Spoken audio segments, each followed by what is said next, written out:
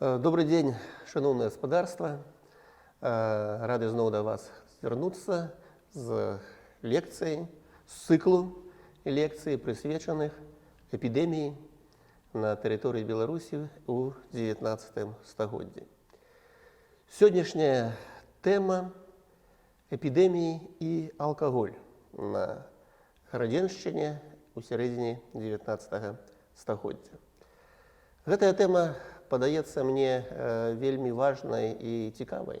Ну, напэўна, вы все ведаеце, што ў нас сёння таксама падчас пандэміі каронавірусу хтосьці рэкамендуе ўжываць моцны алкаголь як сродак прафілактыкі супраць заразы.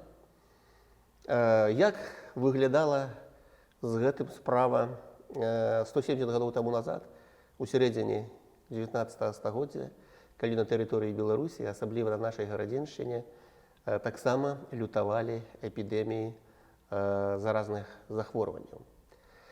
Нагадаю вам, што у першай палове 1850-х гадоў у выніку кліматычных катаклізмаў, якія спарадзілі некалькі гадоў запар моцны неўраджай і голад, на Градзеншчыне пашырыліся эпідэмічныя захворванні, пік якіх прыйшоўся на 1854-55 гады, калі памерлі па самых сціплых падліках звыш 50 тысяч жыхароў губерній, якая налічвала тады дзесьці каля 850 тысяч жыхароў.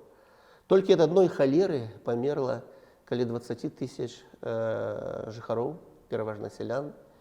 Напрыклад, адзін з учаснікаў пісаў, што ў слонімскім павеце, дзе асабліва халера лютавала па берагах ракі Шчары, сяляне цэлых вёсак кідалі сваю маёмасць і разыходзіліся хто куды. Сітуацыя сапраўды была вельмі драматычнай. І якім чынам на гэта ўсё ўплывала ці мела сувязь з эпідэміямі ўжывання алкаголю? Трэба сказаць, што ў першай палове 19 стагоддзя спажыванне алкаголю на тэрыторыі Беларусі было вельмі вялікім. Пасля падзелу Рэчы Паспалітай улады Расійскай імперіі захавалі за мясцовымі землеўладальнікамі права прапінацыі ці права свабоднай вытворчасці і продажу алкаголю, гарэлкі. У выніку вытворчасць, продаж гарэлкі стала адным з ключавых элементаў у функцыянаванні мясцовай гаспадаркі, асабліва сельскай гаспадаркі. Адзін з даследчыкаў Гродзенскай губерніі, Ігнат Ляхніцкі, пісаў у 1816 годзе, а гэта быў мясцовы памешчык, які добра, канешне, валодаў сітуацыяй, што ў Гродзенскай губерніі тады, у 1816 годзе, ужывалася ў год больш за 10 мільёнаў гарнцаў гарэлкі, ці у сярэднім, як пазней падлічыў Павел Баброўскі, даследчык таксама Градзенскай губерніі, гэта 5,5 вёдзер на аднаго чалавека. Вядро, такая мера была вадкіх аб'ёмаў у Расійскай імперіі ў той час, складала прыкладна 12,3 літры. Такім чынам атрымліваўся сапраўды вельмі вялікі аб'ём на аднаго жыхара, а калі дадаць да гэтага яшчэ ўжыванне піва і медавухі, то даходзіла да 7 вёдзер на аднаго чалавека ў год. Ну, сапраўды вельмі вялікія аб'ёмы. У губерні дзейнічалі тады каля 2,5 тысяч гарэльняў, ці, як у расійскіх дакументах называна, вінакуренных заводаў, і каля 7 тысяч корчмаў і шынкоў па вёсках, і столькі ж у гарадах. Сапраўды, можна на сабе ўявіць, якія былі памеры вытворчасці і спажывання алкаголя. З цягам часу расійскія ўлады пачалі павышаць розныя ускосныя падаткі на вытворчасць і спажыванне алкаголю. Алкаголь становіцца больш дарагім, спажыванне яго трошкі зменшаецца, але селяне ўсё роўна, не толькі селяне, і гаражане ўсё роўна трацяць на алкаголь вялікія грошы. Гэта прыводзіць да пашырэння беднасці і да невыплаты падаткаў вялікімі масамі насельніцтва, так званых асноўных падаткаў, бо людзі не мелі грошай, паколькі трацілі вельмі шмат на алкаголь. Так?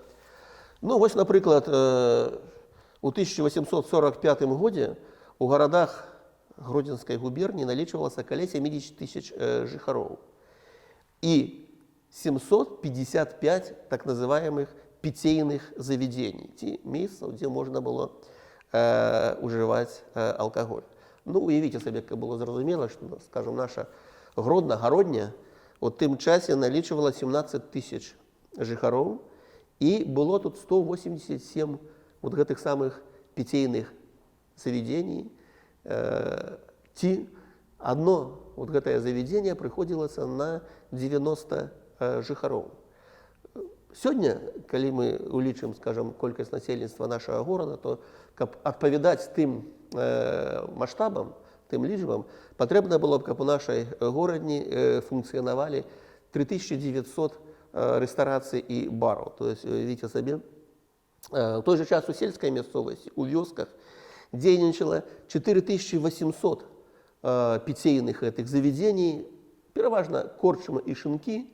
Шынок адрозніваўся ад карчмы тым, што там толькі выпівалі і нічым не закусвалі. Шынок – это часто было маленькае памяшканне, там 2 на 2 метры, дзе людзі проста заходзілі і выпівалі гарэлку. Такім чынам, одно гэтае питейнае заведение прыходзілася на 60 душ мужчынскага насельніцтва. І в губерні дзейнічалі 674 вінакурні. Ну, напрыклад, у Градзенскім павеце ў тым 1845 годзе прадукавалася 5 вёдзер гарэлкі на одну мужчынскую душу, ці болей за 60 літраў. Гэта складала прыкладна 24 літры алкаголя на одну мужчынскую душу, ці 12 літраў на одного жыхара губерні. Высокія паказчыкі, не факт, што ўся гэта прадукаваная гарэлка на месцы спажывалася, таму што вельмі шмат спажывала войска, частка магла выводзіцца за межы губерні, але ўсё роўна, канешне, памеры спажывання алкаголю былі вельмі высокія. Часам гісторыкі і аматары гісторыі лічаць, што ў тыя часы людзі спажывалі, асабліва па вёсках, такую слабенькую гарэлку, можа, 20 градусаў, такі як бы варыянт беларускага сакё. На самой справе не так.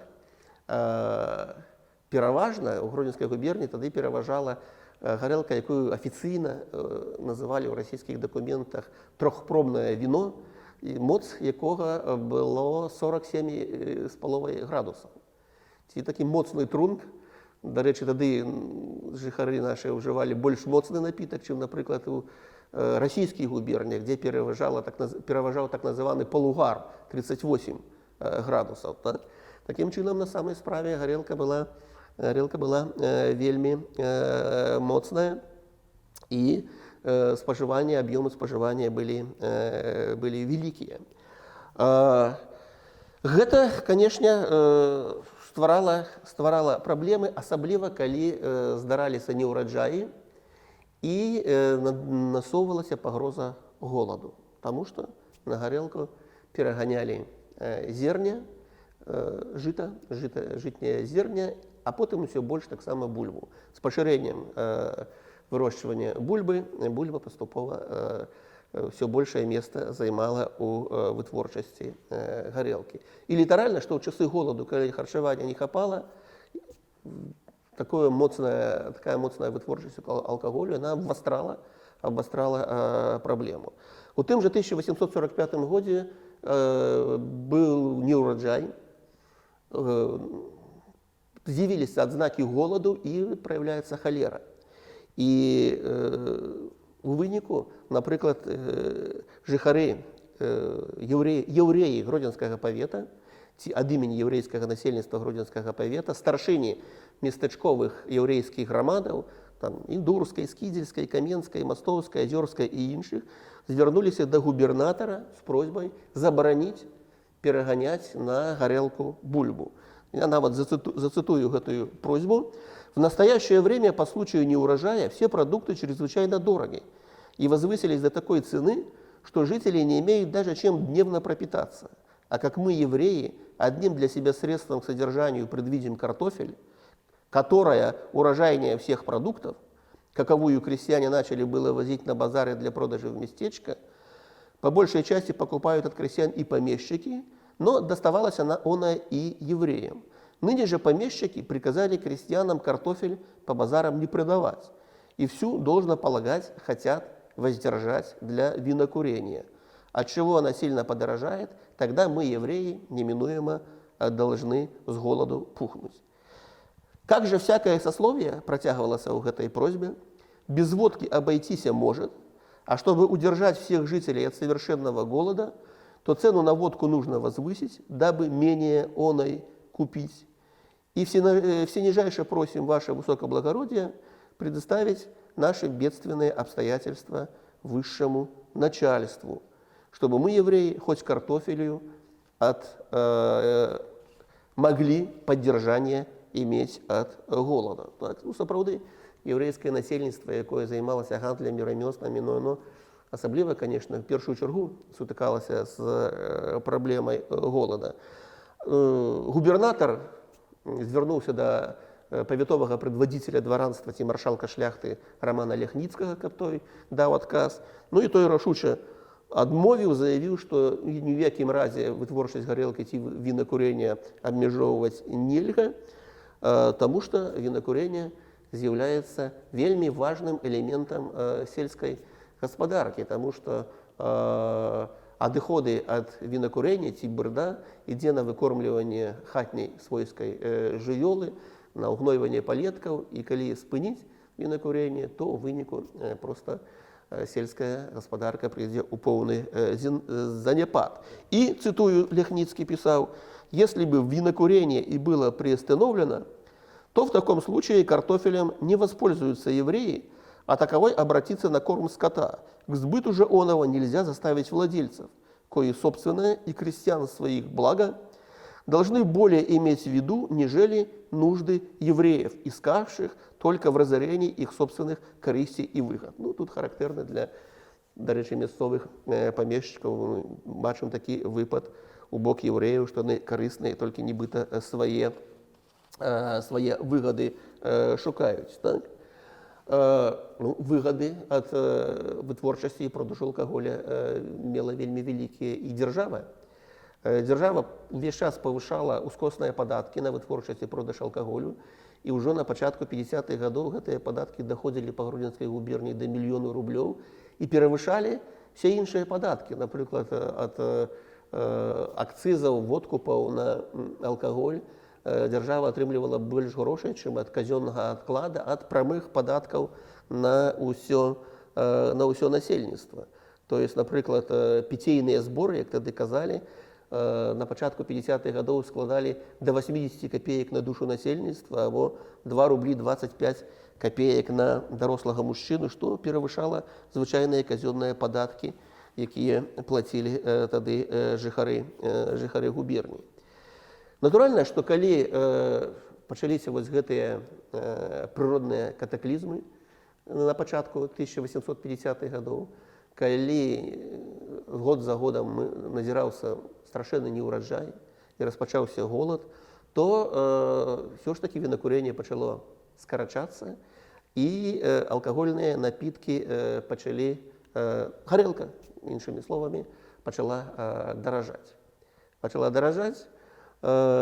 Напрыклад, у лістападзе 1854 года маршалкі шляхты губерніі дакладваюць губернатару пра рост цэнаў на прадукты харчавання і у тым ліку на гарэлку. І ўжо ўзгаданы мной маршалак шляхты Гродзенскага павета Ляхніцкі піша, напрыклад, што ў Гродзенскім павеце гарэлка, ці ўжывалася в афіцыйных дакументах, ўжываўся тэрмін віно, у павеце каштуе ў вёсках 2 рублі ведро, а у горадзе 4 рублі 11 копеек. Так? Ну, до речі, мяса у той же час каштавала у павеце, у горадзе, у самім Гродні, рубль 15 копеек.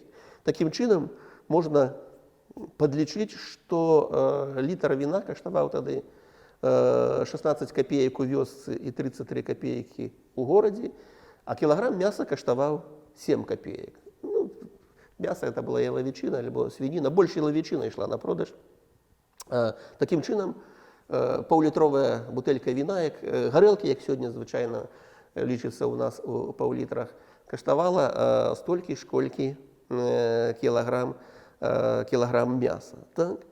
Але, тым не менш, адзін з павятовых маршалкаў губерні пісаў, што по причине неурожая хлеба и картофеля все винокурение неминуемо в действиях своих приостановится, и находящиеся водочные запасы израсходуются, а затем и цены могут возвыситься и дойти до 5 рублей 25 копеек. Ці гарэлка могла вырасти у 2, а нават у больше разоў.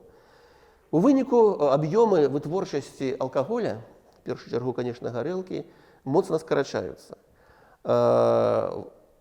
У 1854 годзе, калі сапраўды голад дасягнуў апагею, распаўсюджваюцца заразныя хваробы, вытворчасць алкаголю, гарэлкі зменшылася у Гродзенскай губерні прыкладна на 40% у параўнанні з 1851 годзе. Калі у 1851 годзе было выраблена 1 миллион 111 тысяч ведер горелки, а в 1854 661 тысяча ведер горелки.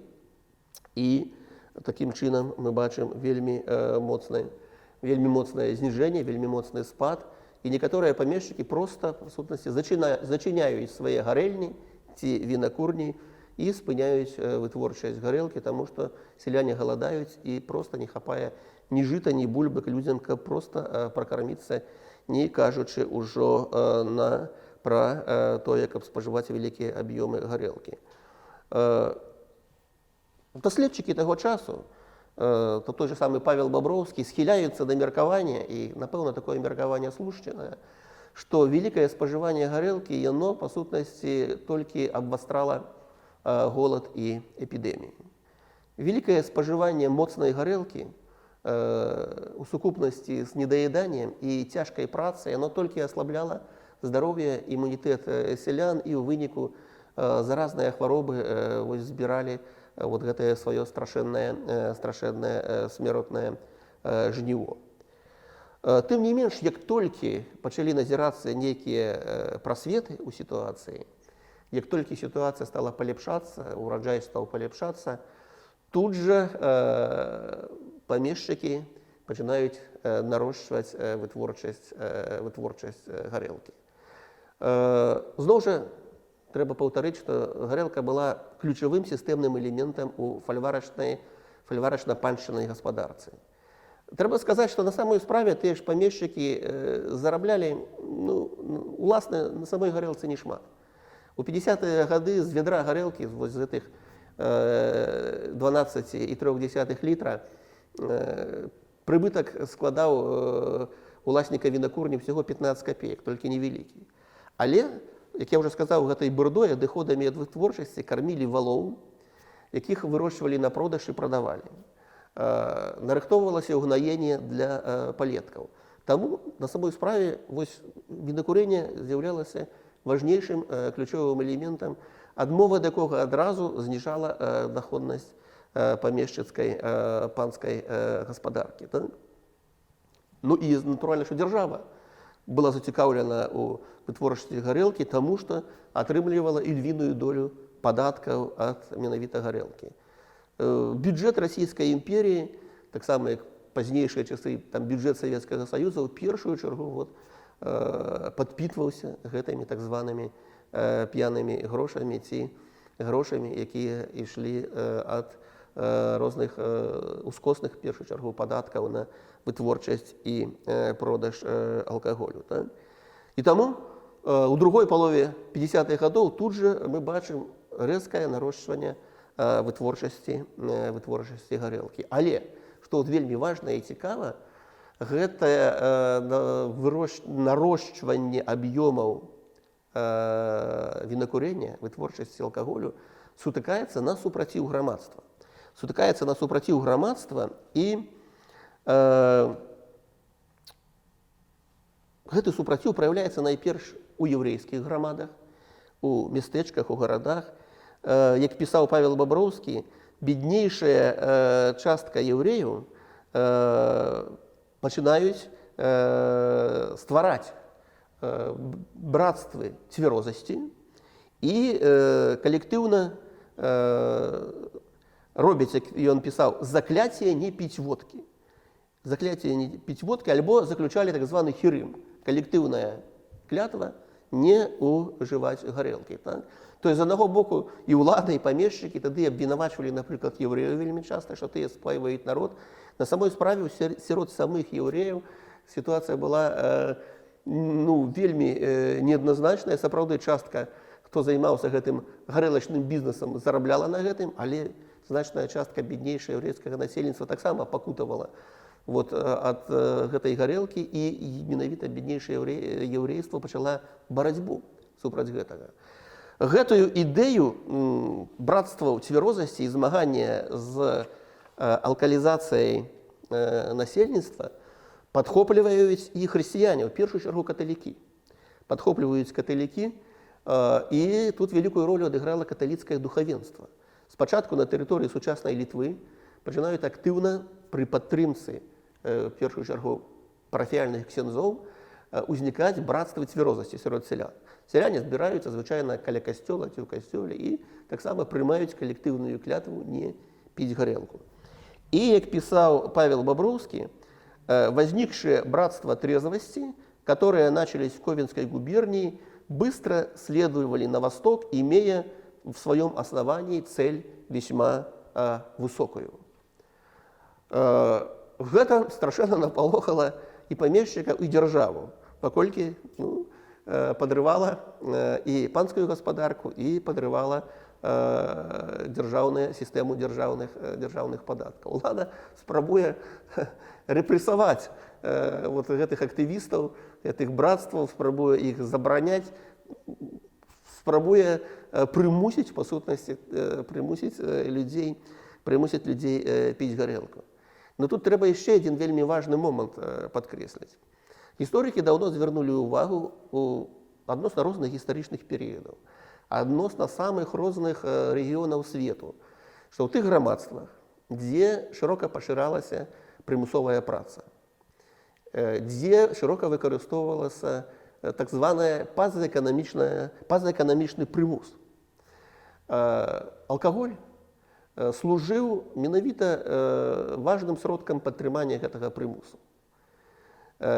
У лацінаамерыканскіх латыфундыях, таксама у фальварачна-паншчыных маёнтках у Еўропе алкаголь дапамагаў, па сутнасці, правячаму класу прымушаць тое ж самае сялянства, як яно адбывала паншчыну і працавала на пана. То есть была эканамічная функцыя вытворчасці гарэлкі, але і сацыяльная функцыя. Адваротны бок – гэта спойванне насельніцтва, падрыў здароўя насельніцтва, і што праяўлялася вельмі моцна якраз у часе гэтых эпідэмій, калі менавіта дарослыя ў росквіце сіл мужчыны ў першую чаргу падалі ахвярамі халеры, тыфу, ліхаманкі і іншых захворванняў. І грамадства у выніку гэтай эпідэміі знаходзіць у сябе сілы праяўляць супраціў. Гэтыя ж самыя братствы цвярозасці, выступленні супраць карчмароў, падпалы корчмаў, якія здараліся, паказалі, што па сутнасці грамадства супраціўляецца гэтай алкалізацыі. І таму, як бы не стараліся тыя ж самыя эліты, хто зарабляў на алкаголі, памешчыкі, адкупшчыкі, дзяржаўныя улады, павысіць аб'ёмы вытворчасці і продажу алкаголя, все-таки дасягнуць тых аб'ёмаў, якія былі раней, ужо было немагчыма. Ну, вот приведу такі прыклад, трошкі лічбаў, што у Гродзенскай губерніі, паводле, гэта дадзеныя прыводзіць Павел Баброўскі, у 1860 годзе перад вызваленнем сялянства ад прыгона прадукавалася больш 2 мільёнаў вёдзер трохпробнага віна, што адпавядала 2,5 мільёнам вёдзер так званага полугара ці гарэлкі моцай 38 градусаў. Можам падлічыць шляхам такіх нехітрых матэматычных аперацый, што на душу насельніцтва прадукавалася прыкладна каля 38 літраў гарэлкі, альбо, ну, можна груба сказаць так, 12 літраў алкаголя на душу насельніцтва. Гэта прадукавалася, але вельмі шмат спажывалі войскі, частку вывозілі за межы губерніі. Прададзена ж было, як падлічыў Павел Баброўскі, прададзена было у сярэднім у тым годзе 1,7 ведра гарэлкі на душу насельніцтва. Можна сказаць, што гэта дзесь каля 21 літра, альбо каля 7 літраў алкаголя на душу насельніцтва. Шмат гэта ці мала? Ну, безумоўна, гэта не мала, але, як бы, скажем так, ну, все ж таки у межах разумнага. Ну, напрыклад, вот паводле дадзеных, калі мы сёння глянем у статыстыку Сусветнай арганізацыі аховы здароўя, Беларусь знаходзіцца на 27-м месцы па спажыванні алкаголя, хаця быў час, там хіба гадоў 10 таму назад, калі Беларусь нават адзін раз паводле дадзеных гэтай арганізацыі мела не зусім ганаровае першае месца займала. Але цяпер вот 27-е месца і 11,2 літра алкаголя на аднаго чалавека выпіваецца. Праўда, па дадзеных беларускага Белстата, беларускай статыстыкі, у нас спажываецца алкаголя, ну, каля 9 літраў на душу насельніцтва. По-рознаму лічыць. Сусветная арганізацыя аховы здароўя лічыць насельніцтва старэйшае за 15 гадоў. У нас Белстат лічыць продаж на ўсё насельніцтва, улічваючы і старых і малых. Такім чынам зараз 9.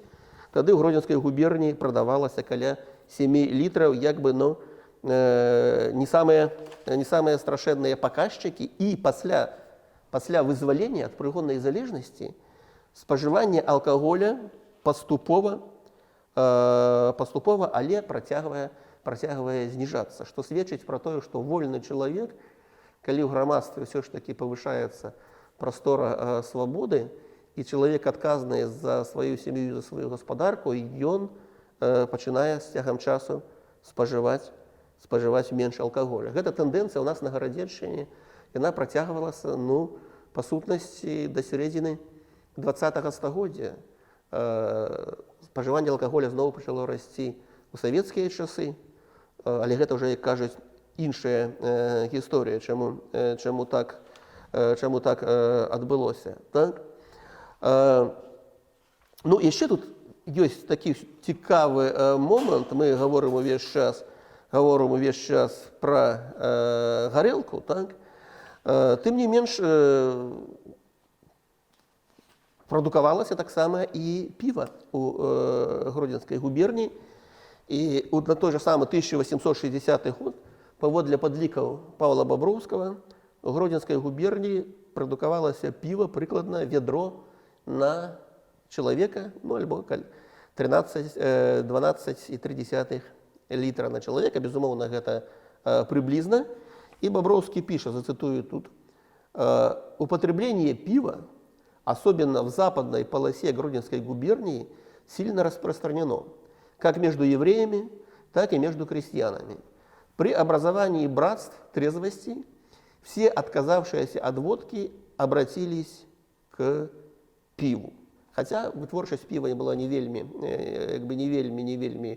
выгодная для памешчыкаў. Так? Піва каштавала 10-15 копеек. відро, але тым не менш спажыванне піва расце, і зноў жа цитую Бобровскага, пиво производится вкусное, довольно приятное и слабое, умеренное потребление его почитается очень полезным для здоровья. Оно вообще дешево и продается без всяких